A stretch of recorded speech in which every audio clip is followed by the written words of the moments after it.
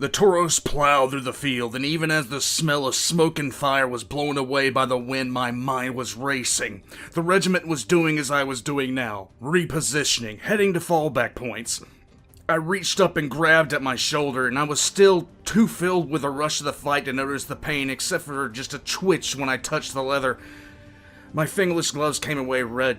Jeffries, it's strange how easy you can compartmentalize information when you actually need to. The fact I was wounded barely even seemed to register at all. In fact, I think I was more annoyed that I had to take time away from what I had planned to actually get done to get it seen to. I curved the wheel to the left and I smelled this little rise in the ground coming out of the side of the field into a path. My foot pushed into the accelerator and I reached up, taking the comm bead out of my ear and sliding into my front jacket pocket. I come over this small rise and I cut the wheel hard to the right, sliding the Tauros, yanking myself out of the chair. From inside my coat pocket, I could hear Kolo's voice, Visarion's voice, other voices issuing orders.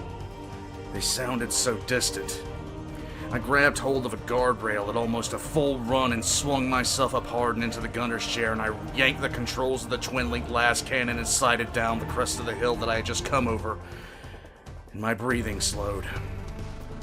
I thought about the watercast. I thought about what he had said. 80,000.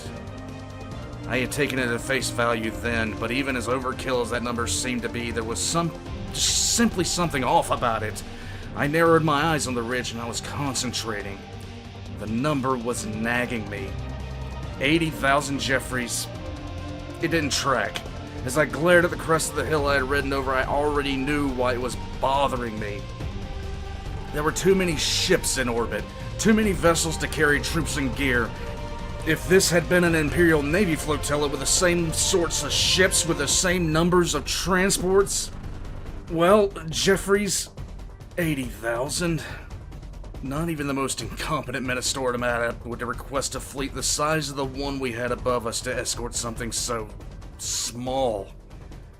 The pain I hadn't been feeling from the shot I had taken, now I was feeling it. My body was starting to calm down, and the sudden scalding, tearing feeling in my shoulder gave my mind crystal clarity, and I gripped my teeth as I continued waiting. And I was just glancing around, but I was focused. Not 80,000 Jeffries. I breathed slowly. I let the realization set in on me. The pain in my shoulder and the mounting cold in my chest sharpening every sense that I had. I could hear the wind sliding through the stalks of this golden grain around me. I felt a bead of sweat slide down the side of my face. 80,000? Not hardly. The Tau hadn't lied. Not entirely.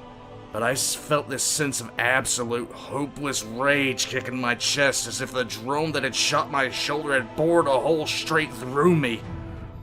As if I summoned the damned thing, as if the world seemed to know that I needed to commit an act of pure violence. I saw what I was waiting for. I only saw it for a fraction of a second, but it's all I knew I was going to get. The entire Tauros rocked on its suspension and the coils discharged, and the second Tau drone that had been circling me from before exploded both into vision and into destruction. I climbed down off the Tauros and walked up the hill. As I came over the rise in the distance, I could see the aftermath of my planning. Further off, barely visible, I could see another column of smoke rising in the sky. I turned my head and I was looking around slowly, seeing the first signs of war in the distance as every so often tendrils of blackness curled into the blue of the skies. I looked back down at the drone that had been following me. 80,000. I kicked the shattered thing as hard as I could, then I turned and walked back to the Tauros. There had only been basic infantry and APCs. Only basic infantry and APCs. None of the stealth suits, none of the crisis battle suits, none of that. No tanks, no battle suits. I swung back into the Tauros and I accelerated, focusing now on what was to come. I heard small, tinny voices coming from my pocket, but I didn't put the comm bead in my ear, not yet. I wanted to give myself the time to bury everything before I came face to face with my guardsmen. Suddenly, I realized that in the long game it didn't matter. Finally, the numbers began to settle in my head. 80,000 on a planet this size was not the assault force. We hadn't killed the invasion. We were just killing the future garrison. The Tau hadn't lied. He just didn't tell me the rest of it. A number began to form in my head, and I stared at the road in front of me, and I took my foot off the accelerator. I thought about the fleet invisible over my head. We weren't facing 80,000. We'd be lucky if we were only facing 800,000. The Tauros drifted to a stop on the road. I leaned against the door frame and took off my cap, and I turned my head into the breeze blowing off the grain. I focused on the distance, finding a place, maybe the only place right now where I couldn't immediately see smoke rising in the distance. The grain just gently rolled toward me, and the sky was beginning to just show those first signs of amber as night was coming. I stared at this ocean of gold, then breathed in the scent of the air, and once again I was reminded of how clean this place was, how pure. I wanted this moment to last forever, Jeffries. I wanted nothing more than the fleet overhead to just vanish, for me to roll into Ceres and walk into a regimental headquarters that had never vanished into fire and dust. I wanted to be trapped on this world forever, training my men and attending their weddings, dealing with the politicians who asked for parades, maybe even find myself some woman who could put up with me. Don't roll your eyes, Jeffries. There exists such a creature out there. I could only imagine the Commissar that would come to replace me on this world then, doing their best not to show their absolute shock at what had become of me and vowing never to do the same. And I can imagine my smile knowing this world would do it to them too. I stared at utter peace, Jeffries, a peace I never knew how much I needed. I was home. Slowly, though, as I looked off at the last pure horizon I could see, I saw this sudden plume of smoke rising. The dream was gone, the peace was gone, war was here, and in the horizon I could see a shadow that I couldn't see before. I put my cap back on my head, and I was raised to beware the Xenos, the mutant, and the heretic, and I had done so, but as I looked at the shape of the shadow, it was a Tau battleship in low orbit. I wanted to hurt them. I wanted to make them suffer. I wanted to kill them all. I thought I knew what it was to hate. I thought I knew, Jeffries. Even as I watched, I saw trails of light streaming down into the coming night, more of their dropships, delivering more troops down over the horizon. I just knew it now. Even if we killed all 80,000 of the bastards that Tau said were here, I knew that they had more. No matter what happened, I couldn't stop them. I felt hope die in me, and I hated him for it.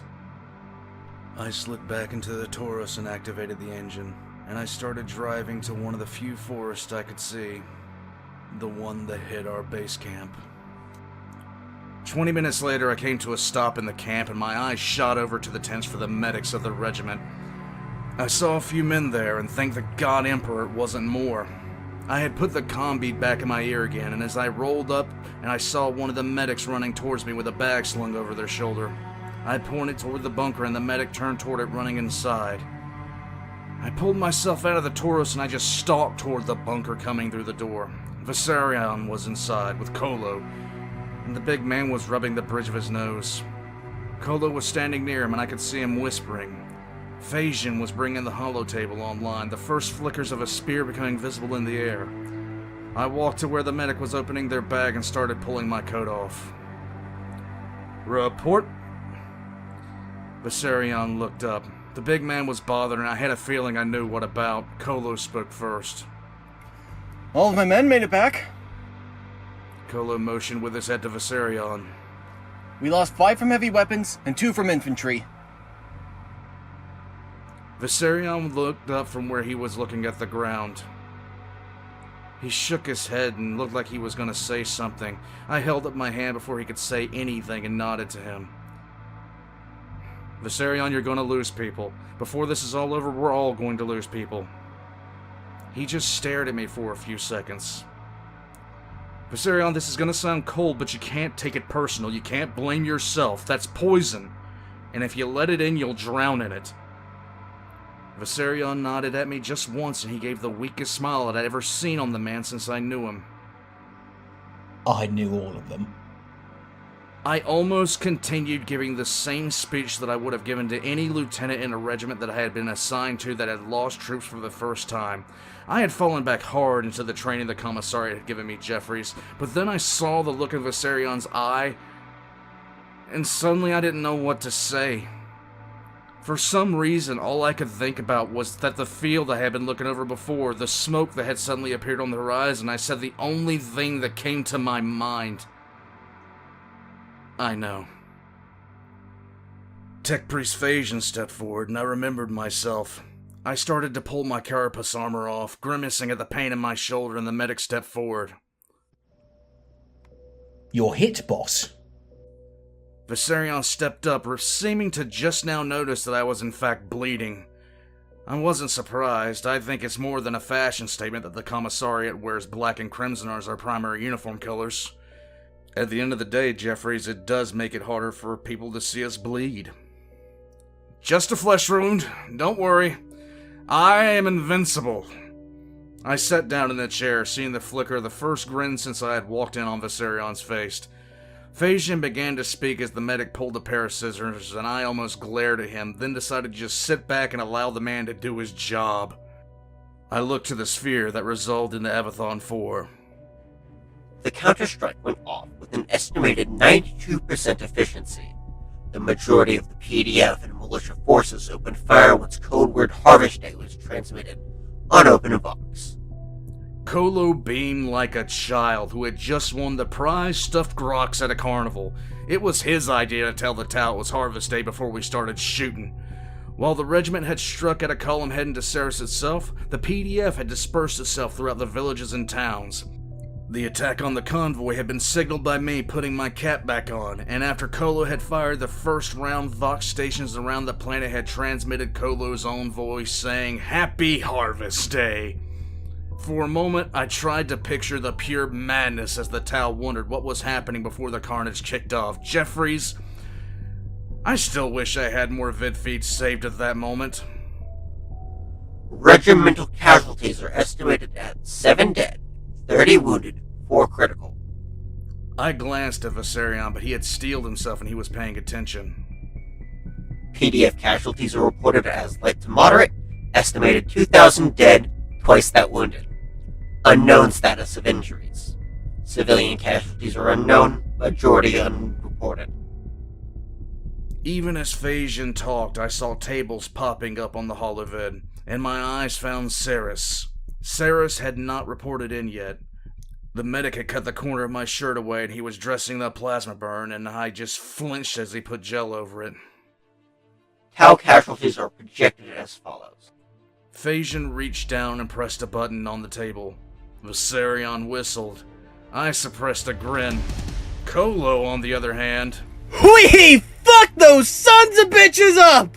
He yelled and he slapped Viserion on the back. He was almost jumping at the numbers on the screen. The medic stopped working and just stood and stared and whistled. Query. What does intercourse with the Tau have to do with these projections? Kolo stared at Viserion for a few long seconds, and then he just started to laugh. Viserion smiled, but I was oblivious as I stared at the numbers. The medic went back to my shoulder, and I lifted my arm so he could wrap it. What is funny? Phasian's obliviousness only made the grin I was suppressing actually appear on my face. The regiment had killed an estimated 3,500 in the convoy, if not more. Ceres might not have confirmed civilian casualties, but they had reported over 6,000 dead Tau. There were a dozen towns that had reported Tau casualties, and the village of Gelinus had been extremely specific, reporting 2,207 dead. At the bottom of the vid screen, in bold letters, was the tally of estimated Tau killed. I felt a grim sense of self-satisfaction. For the crime of setting foot on the planet, the Tau had lost over 32,000. Kolo? Viserion? Time for Phase 2. I'll let Astrid know.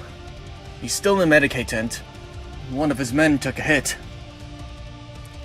Once you finish with him, issue your orders, and you and Kolo meet me at the Tauros. We're getting on the road. Kolo nodded once, then both Viserion and Kolo moved out of the bunker. The medic was wrapping up too, and without a word he hurried to the exit. I had zero doubt that within the next 20 minutes half the planet would know. I didn't mind that at all. Phasian looked at me with his remaining human eye. I will transmit the orders. Query, Commissar. What does fornication with the Tau have to do with battle reports? Just transmit the orders, Phasian, and don't worry about it. It's a guardsman joke. I grabbed a data slate and I just started writing quickly, Jeffries. I didn't want him to see the grin that was on my face still. Phase 2 was simple. After our initial attack, it was just too dangerous for the regiment to assemble with any real numbers. After the hit on the convoy, the regiment had been split down into 30-man fire teams with a mix of Kolo's snipers, Viserion's heavy weapons teams, and Astrid's infantry meeting at supply caches. Phase 2 was really simple. Pick targets of opportunity and eliminate them. The fire teams would stay on their toes, staying in the fields for camouflage and to maneuver. The 30-man fire teams would strike just as we had the convoy, doing as much damage as possible within the shortest period of time, and then withdrawing before a response could launch. If a larger target presented itself, the fire teams could combine into larger and larger groups, but each fire team had its own designated fallback point. I wanted to bleed the Tau as much as I possibly could before the end, and nothing good of it would come if I lost half the regiment because one man got tired and didn't see the signs of a Tau drone or a suit following them back. Kolo hadn't understood why we couldn't just stay together, but I felt like I had explained it well enough. The Tau would be trying to find us, track us down, and if at any point they pinned us in a place we were as good as dead, it was better just to split the regiment down into these hard-hitting small units that could hit the Tau in their soft spots, keep them nervous, and if it got messy, make them worried if they were facing one sniper firing from the fields, or 1,000. Fire teams would keep in contact and reinforce each other, band together to assault positions, but they would always fade back into their smaller parts. I stood up and I looked at my chronometer. Barely an hour had passed since I had started a war, but it was a war that I knew I wasn't going to win. But they were bleeding, Jeffries, and I grinned as I stalked out the door. Kolo and Viserion were waiting for me at the Tauros. Kolo was rapidly talking to two other guardsmen who had the long las rifles slung over their shoulders. I swung into the driver's seat and I pressed the activation rune and I started the engine. Viserion slid into the chair next to me, and I looked over at the massive guardsman for a few seconds. He was staring directly at me. I pressed the activation rune again, and the engine cycled down. Do you know where I was stationed before here? I looked up to the hulking guardsman next to me, and he just shook his head no. Well, Viserion, my first assignment was on Tyralos. I was a cadet commissar there, and I was there alongside quite literally everyone I had spent more than an hour with. For my entire life. Every student I knew from the Schola, most of my trainers, my mentor, everyone. I leaned back and I pulled the harness across my chest. Well, if you know anything about Tyralos, you know that the planet got invaded by the orcs, Viserion, and I was assigned to the Tyralos 119th, and the rest of us were put in regiments all over the planet. It was some orc warlord that broke away from the war boss known, if you might have heard of him, the Arch-Arsonist of Charadon. Well, he broke off and led a few billion orcs to the Hive World, and we never really found out a reason, Viserion. He probably just wanted to fight. I looked out of the front of the Tauros and watched as Kolo turned his head to us, and I held up my hand showing I was in no rush. He went back to talking to his guardsmen. Well, the orcs attacked, and we defended the hives as best we could. And we were trying to hold out until reinforcements got there. The problem was the entire world had just sent out about 30 regiments. They translated into the warp literally 4 days before we got the first signs of trouble. The cadet commissars were put in place because when the alarms were raised, the new regiments hadn't even started basic training. Viserion blew out a breath and I nodded. Oh, don't worry, Viserion, I got worse. Tyrolus has a funny way of building their regiments. They take about 10% of its forces from the veteran PDF troops on the planet, but the rest are going to be raw and they're going to be greener than you'd actually believe. From the time I got my assignment to the time that the first orcs are touching down, 5 days. That's it. That's all we had. Viserion looked back ahead of himself and I sat back in my seat. Viserion is the things that no one expects that happen sometimes. If the orcs had translated 2 weeks prior, they'd have been facing a full-out army of infantry, tanks, and artillery, and they'd have been run right off before they even got used to breathing the air. Instead, they took 2 hives, wiped out over half the PDF, wiped out 90% of the guard, and, well, they killed everyone I knew, Viserion. Everyone?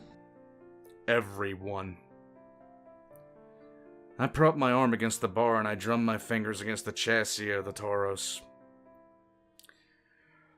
Viserion, I had known most of them since my earliest memories. I had grown up with them. I played with them as a kid. We all shared our first drinks together, and we all talked about trying to find a way to meet back up after we all had our sashes that marked us as commissars. As silly as that sounds, Viserion, if you can imagine a bunch of commissars talking about something like that, we did. We really did. I reached down and pulled up on one end of the sash tied around my waist. We all said that, Viserion, and this is the only one that was ever issued. I laid the sash back down on my thigh and I turned my head to Viserion. You know it, and I know it, Viserion. We're gonna lose. We're gonna lose people here. We're gonna lose a lot of people. I know, Commissar. I just wasn't prepared for it. I nodded to him. I reached back to the activation room of the Tauros and I started the engine again. I took hold of the end of my sash and pulled it up to where he could see, and then I pulled aside a small strip along the seam, revealing the inseam of the sash. Viserion looked at me for a moment before looking down at the normally hidden little band of cloth, and I looked with him at the names printed in this small handwritten script. My handwriting. Only 3 names were visible. Along the entire inseam of the sash, I had their names recorded. My friends, the people I had grown up with, cadet commissars that had died. Wrapped around my waist, hanging to my side always. Viserion just looked back at me in surprise. I'm gonna tell you a secret, Viserion. No one is. I folded the sash again, hiding the names of the dead. They're all with me even now, Viserion. They all earned their sash. Your men, they'll be with you. Even if you lose no one else, the dead will be with you. If I die, I'll be with you. I saw Kolo moving toward the Tauros now as his guardsmen jogging off in different directions. The dead are never really dead, Viserion, not as long as someone exists to remember them. Viserion sat back in his seat and was silent for a few long moments as Kolo closed down on us. Then I heard a grunt and I looked over to see Viserion's lip curled in the beginning of a smirk. What's so damn funny? Well, Commissar, that uniform is out of regulation.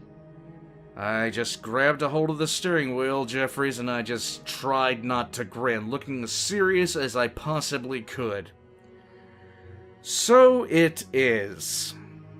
To think our regimental commissar would have let his uniform go like this.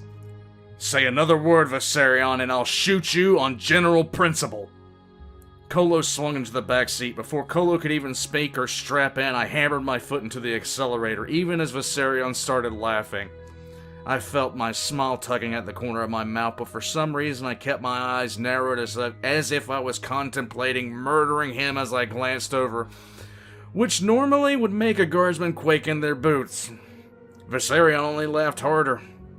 As we came out onto a field, I took care not to slide into open view of any roads, using the fields as cover. My guardsmen would be doing much the same, albeit on foot, and it suited us just fine. I think years of physical fitness exercise and endurance training had a lot to do with it. Another large part seemed to be the fact that the men were fighting for their homes. The three of us talked, one of us every so often going silent, only to start speaking rapidly into their comm beads. They hadn't asked where we were going because it was obvious.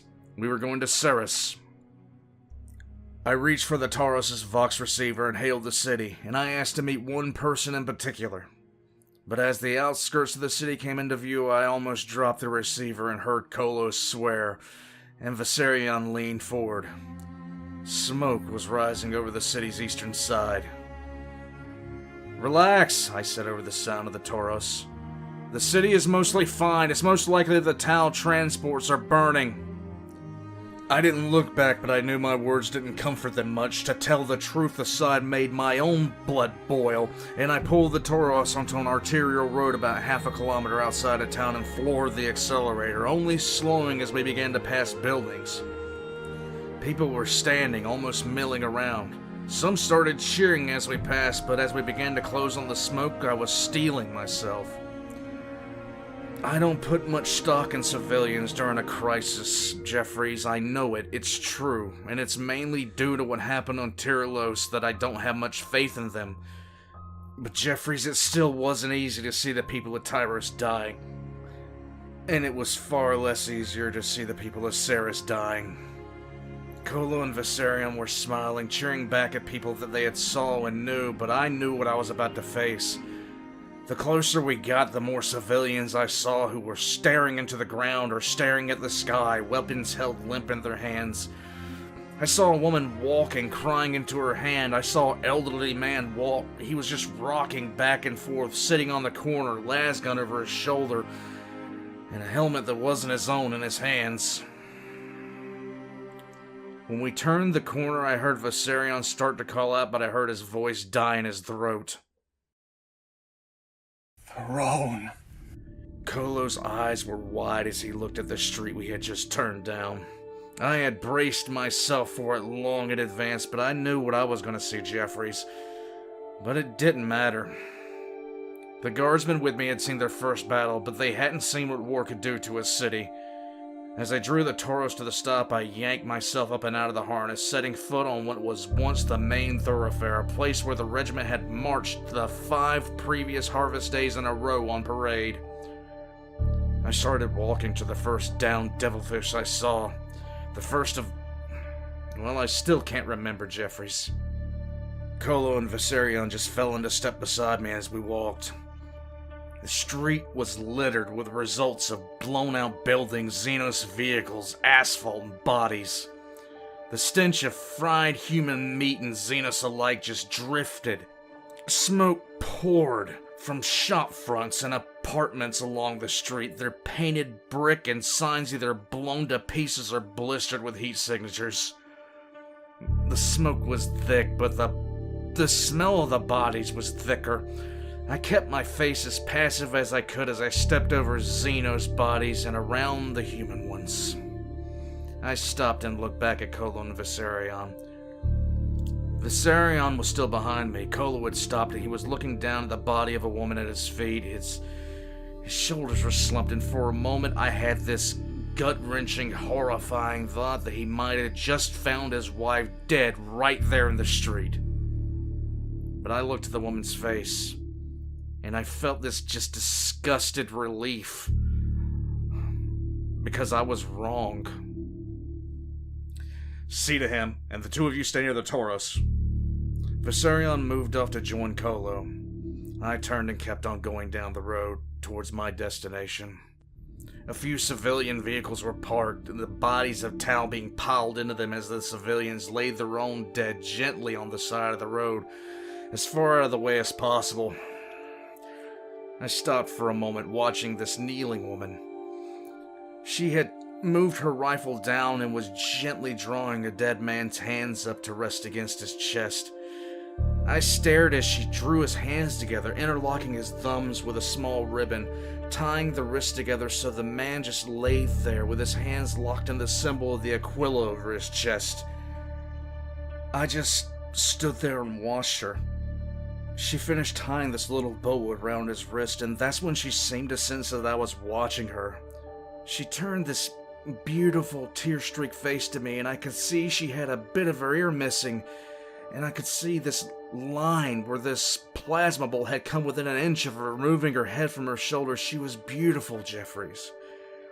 She jumped up to her feet, snatching her rifle up and threw it over her shoulder, and came to the absolute worst attention pose I have ever seen, ever.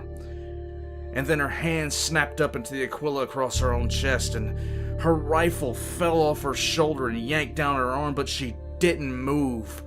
Her chin shook, and I saw loss in her eyes that almost brought me to tears at that moment to even think about Jeffries, but she stood. I heard my boot heels click together, felt my body go rigid into the posture, and returned the salute in kind. I didn't even think about it, Jeffries, I just did it. If anyone deserved to be saluted, it was someone like her. She relaxed her posture and I nodded to her. Then I turned and almost ran over another woman. She was the one I had come to find, the one I had radioed in for. She was dressed in pale blue. She looked like she didn't belong there. Everyone else was covered with ash and soot and dirt and blood, but she was completely clean. She was just dressed in these pale blue robes with a shawl over her head. And she only came up to my chest and barely that. She was young, but when she looked up at me, her eyes were older than the ground that I stood on. Commissar? 6 years on Avathon 4, and this was the first time I had spoken to this woman since I had introduced myself to her. I was waiting at the choir hall, what's left of it, but I figured I'd save you a walk. She didn't mention how she found me in this mess, and I didn't want to know. She held out her hand. Your transmission? I reached to my side and pulled out the data slate that I had brought, and I offered it to her. She turned and she began walking her way, and apparently she read what she was going to send to the wider Imperium, even as she seemed to instinctively guide her feet around rubble and corpses.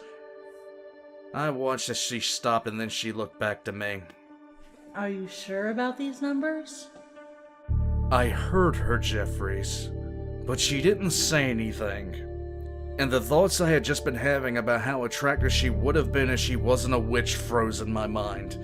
I tried not to be disgusted, and I almost demanded she stop speaking in my mind, but I remembered where I was, and more importantly, how many people were watching.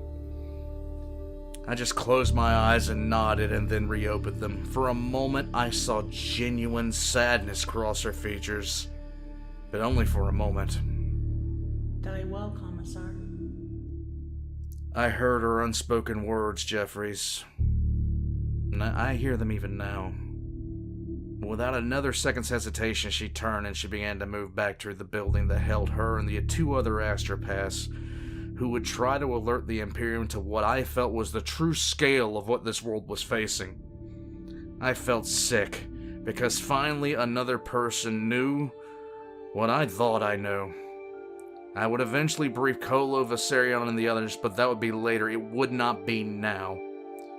Jeffries, it was just infantry here as well. And as I looked around, even as I saw the bodies of the Xenos laying dead in droves, I knew what my gut was telling me. No tanks, no specialized suits, none of the robotic battle suits were laying on the ground smoldering, just infantry, and just APCs.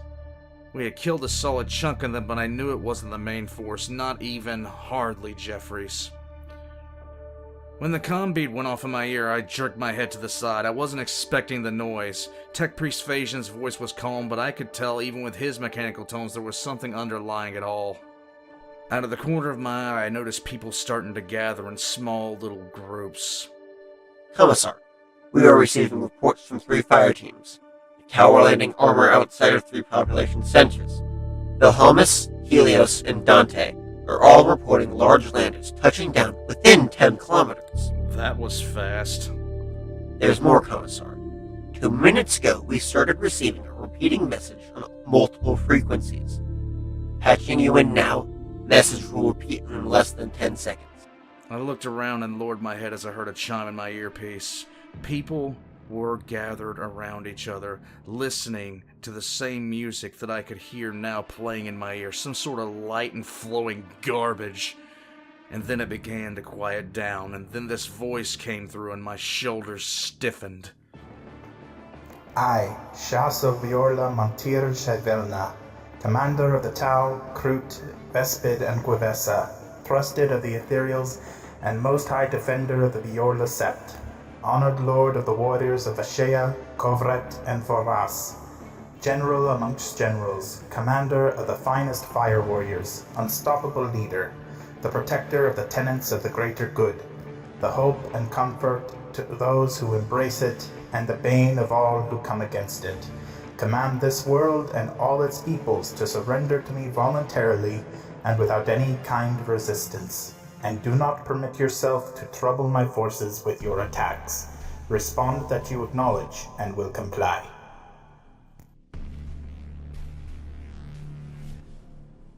I stared ahead of myself, looking at the street directly ahead of me, and I set my jaw. Out of the corner of my eye, I saw most of the civilians had stopped moving and were standing around. Most of them standing around vehicles or people with handheld Vox units. I heard that music again, playing around with the transmission. I yanked my comm bead out of my ear. In the smoke of the street, the sound of the alien music felt like a hand over our heads ready to slap us down. I saw this uniform moving towards me, and as I looked to my left, there was Kolo standing there, a small Vox transmitter of his own in one hand. He was holding it to his ear, and the look on his face said it all. He was disgusted. Viserion was not too far behind, leaning against a downed devilfish with his massive arms crossed, staring off into the street beyond, and I knew. I glanced around and I saw the same look and attitude repeated over and over. I knew it because behind the mask I was putting up, I was feeling the same.